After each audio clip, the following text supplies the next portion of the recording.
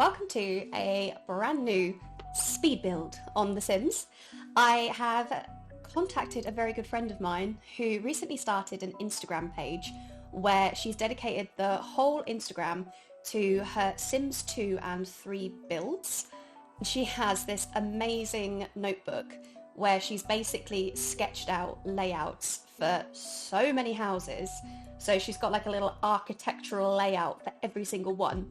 And then she sort of ticks the box to say, I have in fact built that on The Sims.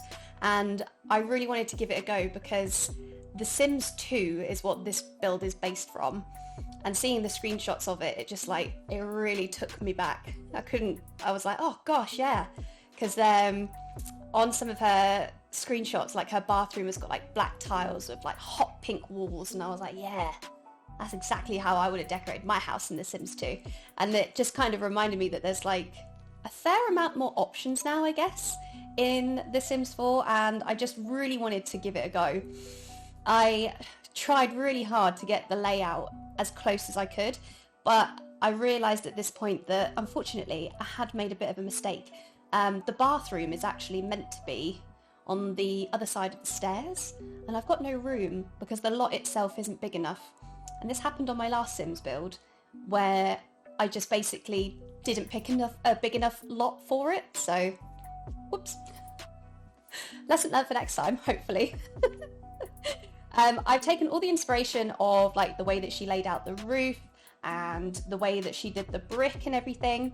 I forgot as well in The Sims 2, if you put a fireplace in the house, it automatically puts like the chimney on the back of the house, and it doesn't do that anymore. So I had to build a chimney, which I think looks really nice.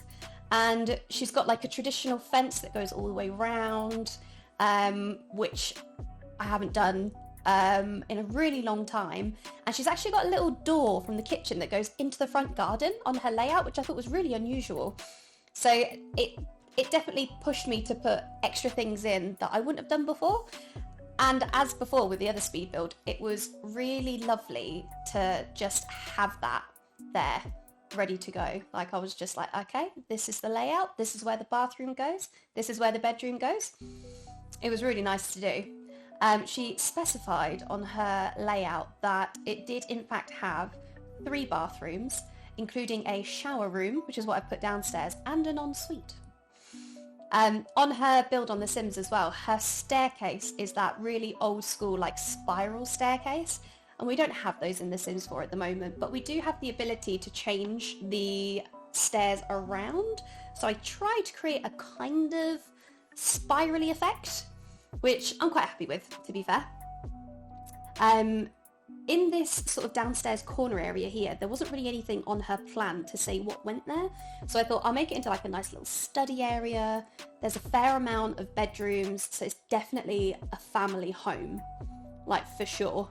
This particular section was marked off as a dining room, and on her little layout she had a circular table with 4 chairs, but I couldn't seem to get that to work very well. I think maybe where I put the door maybe wasn't the right place, so I ended up going with a nice sort of like long table. I kept the glass. There's a lot of like warm wood tones as well.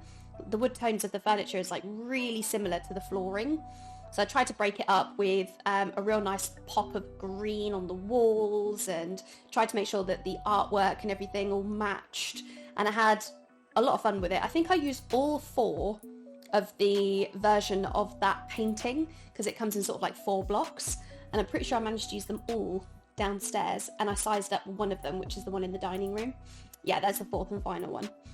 So I tried to do sort of like a little console table just in the beginning hallway bit with some coats and stuff. I didn't want to crowd it too much.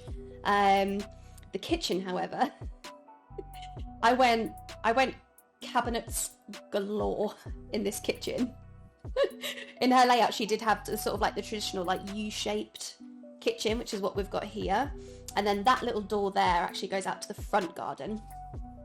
So I was thinking, oh, like it's a fair amount of space, and then I decided on this side, in the UK, unless you've got a like a laundry room, then your washer and dryer machine normally goes in the kitchen. So I thought, oh, I'll just pop it over that side, Got loads of really nice stuff from the laundry day, made it look really nice and like homely and cozy. And I was trying to think of like a colour scheme for the kitchen and I wasn't quite sure. I didn't want to use the same wood in the kitchen.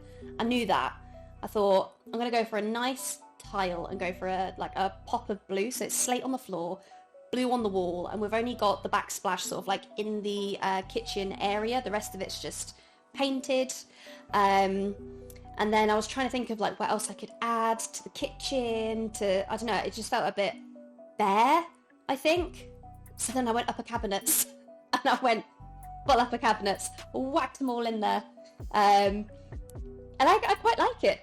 I do quite like it. It's been a really long time since I've gone like full cabinets in the kitchen. I normally just do like a couple here, a couple there. I really enjoy the long cabinet in most of the builds because they change a lot depending on which one you go with. So I was really happy with that. And then moving on to the living room, it took me a few tries to get the wallpaper down that I really wanted. But I just had this sort of, I don't know, like sort of like deep red, sort of cozy, lovely vibe. And I was trying to get a really cool bookshelf to fit in that space. The wood tones just didn't really match. It was really tricky because I went with that kind of orangey wood on the windows on the outside. So then any wood that you have on the inside of the room doesn't really match with that. So it was kind of tricky. And yeah, it took me a few tries to get this to where I wanted it. But I was really happy with the way that it turned out. I thought it was, really sort of like warm and cozy and lovely. And then I thought, if it was my house, like, what would I want? What would I want in this room? Like, what's important to me? And I was like, cats. I love a cat. So I decided to use that like sort of like recess area as like a full-on, this is where the cat will be.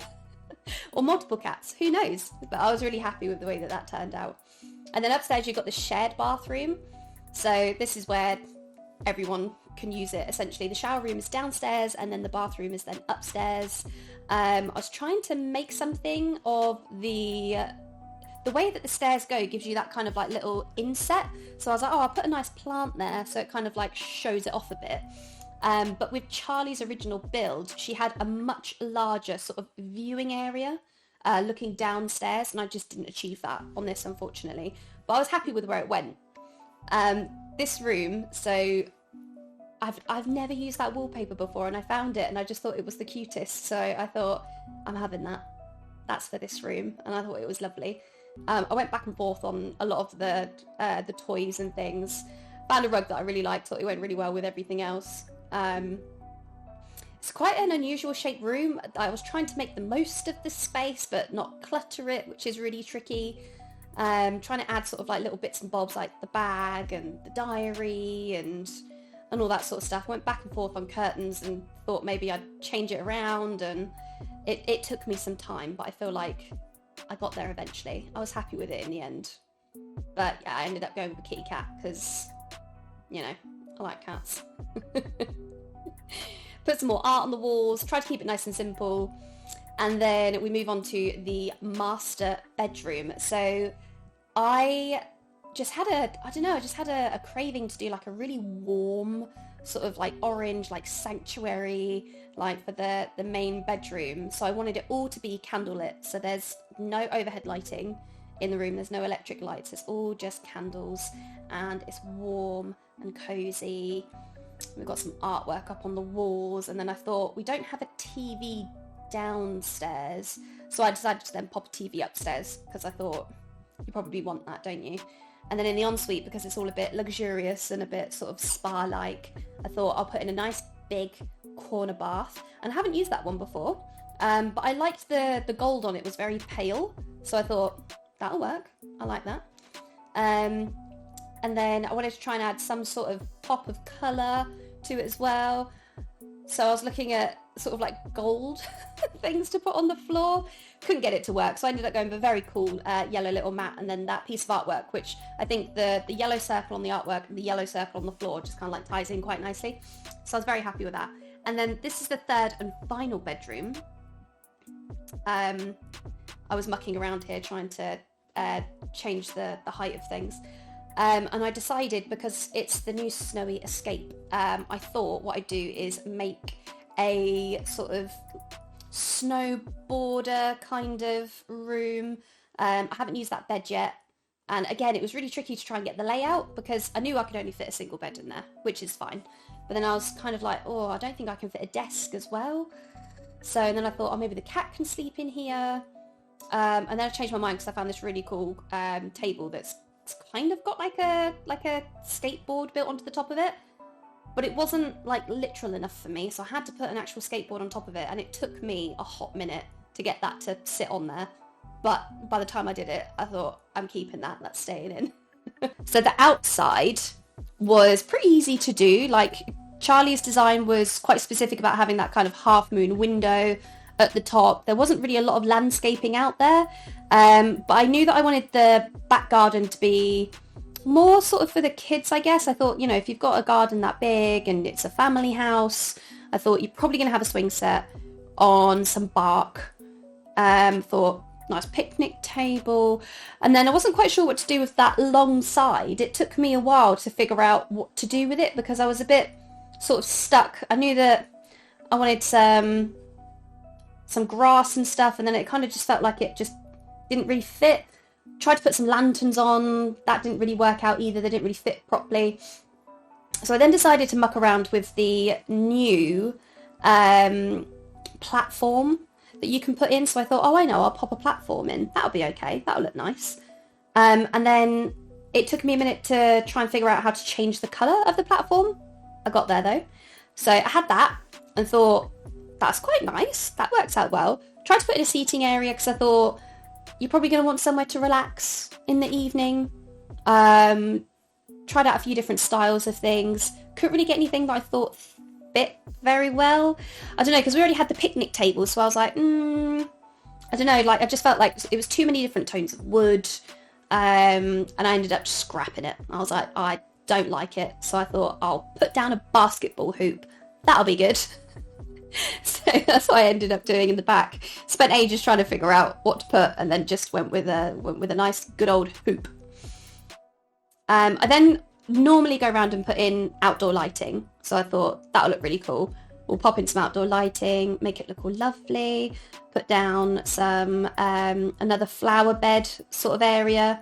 Tried to get it to match the hibiscus tree, and then I put a little fern underneath it just to give it a little bit of extra sort of like bleeding on the sides. Toyed around with the idea of flower baskets, didn't really like one enough, so I ended up just thinking, nah, that'll be alright. And then that's pretty much the end of the build. So if we have a look now at some pictures, we can have a look and you can see some nice inside shots of everything. And I am very happy with how this turned out. I actually ended up watching a YouTube video on how to take internal shots on The Sims, because I haven't really done those before. And every day's a learning day, so I hope that you enjoyed these shots. And if you would like to go and follow Charlie, please do so. Here's all of her information, and if you'd like, you can come and catch me whenever you like. I am Little Yum on Twitch, and I stream Tuesdays, Thursdays, Fridays and Sundays.